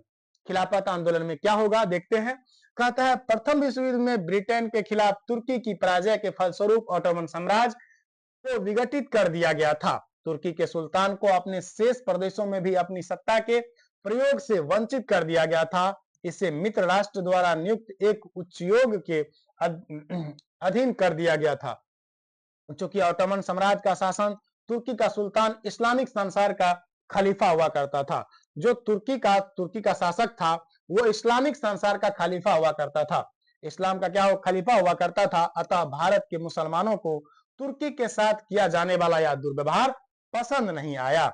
भारतीय मुसलमान प्रथम विश्व युद्ध के दौरान किए जाने वाला वादा खलीफा को विश्वघात के रूप में देखते थे। अतः 1920 के प्रारंभ में भारतीय मुसलमानों ने तुर्की के प्रति ब्रिटेन को अपनी नीति बदलने के लिए बाध्य करने हेतु जोरदार आंदोलन प्रारंभ किया, जिसे खिलाफत आंदोलन कहा गया। तो खिलाफत आंदोलन क्या था, पहले इनको समझिए। खिलाफत आंदोलन क्या था? आप देख रहे हैं यहाँ पर कि जो ब्रिटेन के खिलाफ जो तुर्की का जब पराजय हुआ, तो यहाँ पर इन्होंने क्या किया, एक इस्लामिक जो खलीफा था, इस्लामिक खलीफा को क्या कर दिया गया कि इसने जो इस्लामिक खलीफा था, तुर्की का सुल्तान, उसको क्या कर दिया गया, उनका जो अधिकार था सभी अधिकार छीन लिए गए, सभी अधिकार उनका क्या किया गया, छीन लिया गया। और उससे भारत में जो मुसलमान थे वो भी अंग्रेज से क्या हो गए, गुस्सा हो गए, जिसके वजह से गांधी जी, आप देखिए क्या करते हैं, गांधी जी को एक मौका मिल जाता है यहाँ पर, और ये उन मौका का फायदा उठाएंगे। देखिए मतलब भारत के हित में उठाएंगे, भारत के हित में, ठीक है ना, भारत के हित में गांधी जी इनका प्रयोग करेंगे। अब क्या होता है, महात्मा गांधी और भारतीय राष्ट्रीय कांग्रेस के अमृतसर अधिवेशन दिसंबर 1919 में समर्थन पाकर यह आंदोलन काफी सशक्त हो गया। नवंबर 1919 में महात्मा गांधी अखिल भारतीय खिलाफत आंदोलन के अध्यक्ष बन चुके थे। इसे गांधी जी ने भी हिंदू मुस्लिम एकता के महान अवसर के रूप में देखा। यह स्टेटमेंट आपसे पूछा जाएगा, हिंदू मुस्लिम एकता के महान अवसर के रूप में खिलाफत आंदोलन को किसने देखा, तो गांधी जी ने देखा था। इस बात को आप लोग याद रखेंगे। हिंदू मुस्लिम को एक करने का महान अवसर कब दिखा गांधी जी को, तो खिलाफत आंदोलन के दौरान। उस समय असहयोग आंदोलन भी चल रहा था और खिलाफत आंदोलन भी चल रहा था, और दोनों की लड़ाई केवल और केवल अंग्रेज से था। इसीलिए ये कहा जाता है, ये स्टेटमेंट पूछा भी गया है प्रीवियस ईयर में, आप बुक उल्टाएंगे तो आपको मिल जाएगा कि हिंदू मुस्लिम एकता के महान अवसर के रूप में किसने देखा इस घटना को, तो गांधी जी ने देखा था। खिलाफत आंदोलनकारियों के लिए खिलाफत आंदोलनकारियों ने 3 सूत्री मांग पत्र तैयार किया। पहला, तुर्की के सुल्तान यानी खलीफा को पर्याप्त लौकिक अधिकार प्रदान किए जाए ताकि वह इस्लाम की रक्षा किया जाए। तो अंग्रेजों के सामने 3 सूत्री मांग रखा गया, 3 गो मांग रखा गया। उसमें पहला कहा गया कि जो तुर्की के सुल्तान है उनके अधिकार सुरक्षित कर दिए जाए ताकि दुनिया के इस्लाम की रक्षा वो कर सके। अगला पॉइंट की अगला है, अरब प्रदेश को मुस्लिम शासन यानी खलीफा के अधीन किया जाए। तीसरा बात इन्होंने रखा, खलीफा को मुसलमानों के पवित्र स्थलों का संरक्षक बनाया जाए। और अक्टूबर 1919 को इसे पूरे भारत में खिलाफत दिवस के रूप में मनाया गया। तो खिलाफत दिवस कब मनाया गया, डेट याद रखनी है, 17 अक्टूबर 1919। खिलाफत दिवस कब मनाया गया, तो आपको पूछा जाएगा तो आप बताएंगे 17 अक्टूबर 1919। चलिए यहां तक हो गया, हमारा खिलाफत आंदोलन हो गया। अब देखते, नहीं खत्म नहीं हुआ अभी है, चलिए उसमें बीच भारतीय राष्ट्रीय कांग्रेस के कलकत्ता अधिवेशन दिसंबर 1920 में गांधी जी ने की प्रेरणा से अन्यायपूर्ण कार्य के विरोध में 2 प्रस्ताव पारित कर असहयोग आंदोलन चलाने का निर्णय लिया गया। प्रथम खिलाफत के मुद्दे पर ब्रिटिश सरकार का दृष्टिकोण एवं द्वितीय पंजाब में निर्दोष लोगों की हत्या करने वाले बर्बर अधिकारियों को दंडित करने में सरकार की विफलता। इन्हीं 2 मुद्दों पर विशेष रूप से इस अधिवेशनों में चर्चा की गई।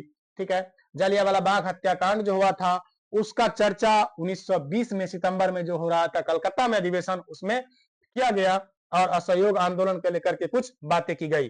दिसंबर 1920 के कांग्रेस के नागपुर अधिवेशन में कलकत्ता अधिवेशन के प्रस्ताव की पुष्टि की गई तथा स्वशासन की जगह स्वराज का बात लक्ष्य प्राप्ति प्रस्तावित किया गया। इस अधिवेशन में कई रचनात्मक कार्य भी तैयार किए गए जिसमें कांग्रेस के लक्ष्य प्राप्ति के बल मिला। अब इसमें क्या आता है, इसमें एक जब 1920 में जब अधिवेशन होता है तो वहां पर एक प्रस्ताव रखा जाता है कि हम स्वशासन नहीं चाहेंगे, स्वराज चाहेंगे। अब हमें आजादी चाहिए, बिल्कुल हम अपना राज चाहेंगे। सितंबर 1920 के कांग्रेस के नागपुर अधिवेशन में कोलकाता अधिवेशन के प्रस्ताव की पुष्टि की गई। तो ये क्वेश्चन आता है जो कि काफी बार हम भी गलत किए हैं, लेकिन अब गलत नहीं होगा कभी भी नहीं। कैसे, देखिए ये कहा जाता है कि ये जो देखिए 1920 में ये कोलकाता अधिवेशन में 1920 में 2 अधिवेशन होता है, एक होता है कलकत्ता में, एक होता है नागपुर में। तो जो प्रस्ताव रखा गया था ना 1920 में कलकत्ता में, उसको दिसंबर में 1920 में नागपुर अधिवेशन कोलकाता अधिवेशन की प्रस्ताव की पुष्टि की गई तथा स्वशासन की जगह स्वराज का बात कहा गया। और इस अधिवेशन की कई रचनात्मक कार्य की बात कही गई और असहयोग आंदोलन को जो चलाने की बात थी, असहयोग आंदोलन चलाने को जो सभी लोग सहमत हुए वो कहां पर हुए, नागपुर अधिवेशन में, दिसंबर के नागपुर अधिवेशन में। ठीक है ना, ये बात क्लियर हो गया। चलिए अब आता है असहयोग आंदोलन 1920 टू 22। काफी महत्वपूर्ण है, इनको आप बहुत ही बारीकी से देखेंगे। असहयोग आंदोलन जो कि 1920 में 1 अगस्त 1920 को स्टार्ट हुआ था। असहयोग आंदोलन कब हुआ था देख रहे हैं, इसमें कितने लोग हैं? 1 अगस्त 1 अगस्त 1920 1 1 अगस्त 1920 को असहयोग आंदोलन होता है। 1 अगस्त 1920 असहयोग आंदोलन कब हुआ? 1 अगस्त 1920 को असहयोग आंदोलन हुआ था। डेट पूछ लिया जाता है कि असहयोग आंदोलन कब प्रारंभ हुआ, तो 1 अगस्त 1920 को असहयोग आंदोलन प्रारंभ हुआ। चलिए अब देखिए इसका नेक्स्ट पॉइंट देखते हैं क्या है। अच्छा, असहयोग आंदोलन को पूरा पढ़ना है ना, चलिए। असहयोग आंदोलन का जनरली अगर क्लास 10th में पूछा जाता है तो 20 टू 22, लेकिन अगर आप कंपटीशन के हैं तो आपको डीपली पूछा जाएगा। असहयोग आंदोलन महात्मा गांधी के नेतृत्व में प्रारंभ किया गया प्रथम जन आंदोलन था। इस आंदोलन के मुख्य 3 कारण थे। इस आंदोलन के प्रमुख कितने कारण थे? 3। खिलाफत का मुद्दा, पंजाब में सरकार की बर्बर कार्रवाई के विरुद्ध न्याय और अंतः स्वराज की प्राप्ति। ठीक है, खिलाफत का मुद्दा था, पंजाब में जो जलियांवाला बाग हत्याकांड हुआ वो मुद्दा था, और सबसे अहम मुद्दा जो था वो था कि हमें अब स्वराज चाहिए। स्वशासन की जगह पर अब क्या कहा गया? हमें अब स्वराज चाहिए, हमें स्वशासन से कोई मतलब नहीं है। इतना बात इसमें कहा गया। अगला देखिए, इस आंदोलन में 2 तरह के कार्यक्रम को अपनाया गया। प्रथम तो अंग्रेजी सरकार को कमजोर करने एवं नैतिक रूप से पराजित करने के लिए निषेधात्मक कार्य जिसके अंतर्गत उपाधियों एवं अनैतिक पदों का त्याग। ठीक है,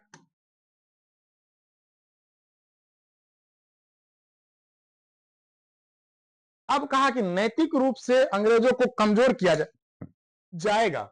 पहला कहा कि इसमें जो उपाधि वगैरह सब दिया है ना, उनको वापस कर दो।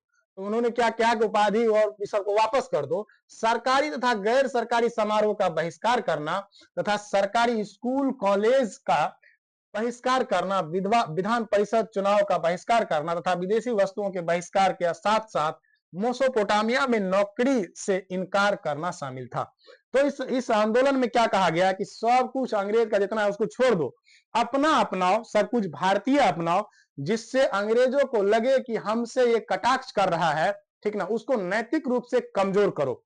ठीक है, और द्वितीय चरण में कहा गया रचनात्मक कार्य के अंतर्गत न्यायालय के स्थान पर पंचों का फैसला मानना, राष्ट्रीय विद्यालय एवं कॉलेजों की स्थापना करना, ताकि सरकारी स्कूलों कॉलेजों का बहिष्कार करने वाले विद्यार्थी पढ़ाई जारी रख सके, स्वदेशी को अपनाना, चरखों को लोकप्रिय बनाना, तिलक राज कोष हेतु 1 करोड़ रुपए इकट्ठा करना तथा 20 लाख चरखों का संपूर्ण भारत में वितरण करना।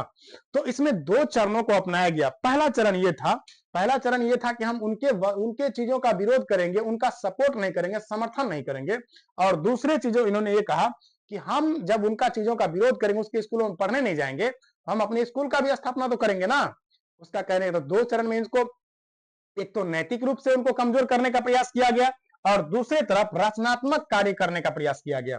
रचनात्मक कार्य का मतलब हम अपने देश में हम अपनी चीजों को अगर चलाना चाहते हैं, उसका मैन्युफैक्चरिंग करेंगे, उनको बढ़ावा देंगे, ताकि हम उनके चीजों को छोड़ करके हम अपनी चीजों को अपनाएं, ताकि उनका मनोबल घटे, उनके जो मोनोपोली बढ़ा हुआ वो कमजोर हो, और हम अपने जो लक्ष्य है उनकी प्राप्ति की ओर बढ़ सके। चलिए, इनके बाद क्या हुआ? अब आता है आंदोलन का आरंभ, असहयोग आंदोलन।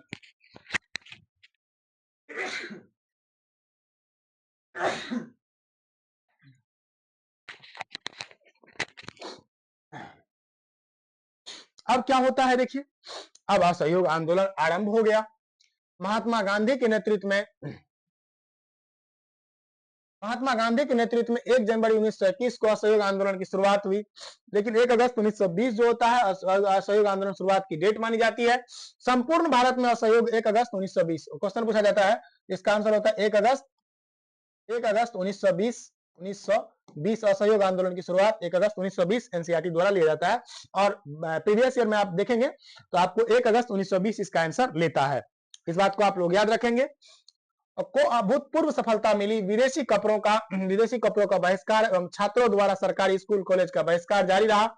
आंदोलन के दौरान राष्ट्रीय विद्यालय, जामिया मिलिया इस्लामिया, अलीगढ़ मुस्लिम विश्वविद्यालय और काशी विद्यापीठ जैसी शैक्षिक संस्थाओं की स्थापना की गई। मोतीलाल नेहरू और चित्तरंजन दास जैसे बड़े बड़े बैरिस्टरों ने अपनी चलती वकालत को छोड़ आंदोलन में नेतृत्व प्रदान किया। प्रिंस ऑफ वेल्स का स्वागत 17 नवंबर 1921 को बंबई में राष्ट्रव्यापी हड़ताल के साथ किया गया। सरकार ने आंदोलन को गैर कानूनी करार देते हुए लगभग 30,000 आंदोलनकारियों को गिरफ्तार किया। गिरफ्तारी के विरोध में गांधी जी ने सरकार को सविनय अव्यग आंदोलन चलाने की धमकी दी। तो इसमें क्या किया गया? आंदोलन प्रारंभ हो चुका है। आंदोलन में क्या क्या हो रहा है देख रहे हैं कि आंदोलन जब प्रारंभ हुआ, स्कूल कॉलेज का बहिष्कार किया गया। जामिया मिलिया इस्लामिया, अलीगढ़ मुस्लिम विश्वविद्यालय और काशी विद्यापीठ जैसे शिक्षण संस्थानों की स्थापना की गई। उनके विद्यालय को छोड़ा गया और अपने स्वदेशी विद्यालय की स्थापना की गई। उसके बाद देखिए क्या होता है। मोतीलाल नेहरू और चित्तरंजन दास जैसे बड़े बड़े वकीलों ने अपना वकालत छोड़ दिया और प्रिंस ऑफ वेल्स का स्वागत 17 नवंबर 1900 राष्ट्रव्यापी हड़ताल के साथ किया गया। प्रिंस ऑफ वेल्स का स्वागत था 17 नवंबर 1921 को राष्ट्रव्यापी हड़ताल के साथ उनका स्वागत किया गया। और इसमें क्या किया सरकार ने? तब क्या किया देखिए, सरकार इस चीज को दबाने के लिए क्या किया, सरकार ने 30,000 आंदोलनकारियों को गिरफ्तार कर लिया। तब गांधी जी ने कहा, अगर तुम हमको इस चीज के लिए डरा रहे हो तो तुम भी सुन लो। अब हम भी तुमको ये कह रहे हैं कि हम सविनय अव्यग आंदोलन करेंगे। अब क्या कहा गांधी जी ने? लेकिन इस बीच उत्तर प्रदेश के गोरखपुर जिले की चोरी चौरा में राजनीतिक जुलूस क्या होता है, बहुत महत्वपूर्ण घटना है, कई बार इन क्वेश्चन को पूछा जाता है। तो क्या हुआ,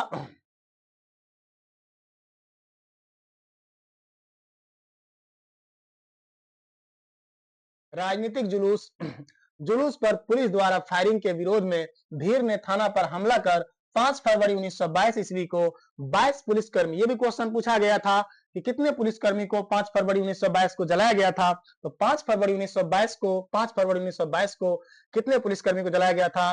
तो 22 पुलिसकर्मी को, 22 और 22 याद रखिएगा, 1922 की घटना है, 22 पुलिसकर्मी मारे गए। जान ले ली गई। गांधी जी समझ गए जनता अभी व्यापक सविनय अव्यग आंदोलन के लिए तैयार नहीं है। फलतः 12 फरवरी 1922 को गांधी जी के पूर्ण निर्णय अनुसार आंदोलन को स्थगित कर दिया गया और गांधी जी ब्रिटिश सरकार द्वारा मार्च 1922 में ही गिरफ्तार कर 6 वर्षों की कारावास की सजा दे दी गई। तो गांधी जी को 6 वर्षों की कारावास की सजा कब दी गई? तो गांधी जी को गिरफ्तार किया गया जब गांधी जी 12 फरवरी 1922 को असहयोग आंदोलन को वापस लेते हैं। असहयोग आंदोलन को वापस लेने की मुख्य कारण ये था कि वहां पर असहयोग आंदोलन वापस इसलिए लिया गया क्योंकि 22 पुलिसकर्मी को लोगों ने, जो राजनीतिक जुलूस थे उनको 22 पुलिसकर्मी को थाना में ही बंद करके उनको जिंदा जला दिया। ठीक है, और यहाँ से एक भयंकर स्थिति पैदा हुई। फिर अंग्रेजों ने गांधी जी को गिरफ्तार करके 6 वर्षों के लिए जेल में डाल दिया। असहयोग आंदोलन के अचानक स्थगन करने और गांधी की गिरफ्तारी के फलस्वरूप खिलाफत के मुद्दों का भी अंत हो गया। हिंदू मुस्लिम एकता भंग हो गई तथा संपूर्ण भारत में सांप्रदायिकता का बोलबाला हो गया। न ही स्वराज की प्राप्ति हुई और न ही पंजाब के अन्यायों का निवारण हुआ। लेकिन इन असफलताओं के बावजूद इस आंदोलन ने महान उपलब्धि हासिल की। कांग्रेस एवं गांधी में संपूर्ण भारतीय जनता का विश्वास जागृत हुआ। समूचे देश पहली बार एक साथ आंदोलित हो उठा। समूचे देश, पूरा देश को एक सूत्र में पिरोने वाली भाषा के रूप में हिंदी को मान्यता मिली तथा चरखा एवं करघा को भी बढ़ावा मिला। तो कहने का मतलब आंदोलन स्थगित हो गया, आंदोलन रुक गया, लेकिन लोगों का विश्वास बढ़ा गांधी के प्रति। लोगों में उत्साह जगा और लोगों को ऐसा लगने लगा कि गांधी जी बहुत कुछ कर सकते हैं, इन पे हमें भरोसा करना होगा। हालांकि गांधी जी गिरफ्तार हो चुके थे। ठीक है, चलिए अब आता है हमारा सविनय अव्यग आंदोलन। तो क्लास काफी लंबी हो चुकी है और लगभग ये 1 घंटे 25 मिनट की क्लास हो चुकी है। अब इस क्लास को हम अगले दिन देखेंगे। अब इस क्लास को हम यही, टाइम भी काफी हो चुका है और लंबी क्लास हो चुकी है, तो इसको हम 2 पार्ट में कवर करेंगे। 1.5 घंटा आज लगा है, लगभग कल 1.5 घंटा और लग जाएगा। तो कल हम इसको कंप्लीट करेंगे। आप लोग जरूर जुड़िएगा इस क्लास में। और ये भारतीय जो भी राष्ट्रीय आंदोलन के ये भी जो भी चैप्टर हैं भारत में राष्ट्रवाद, इनको हम लोग कंप्लीट खत्म करेंगे। तो आप सभी को गुड नाइट, धन्यवाद।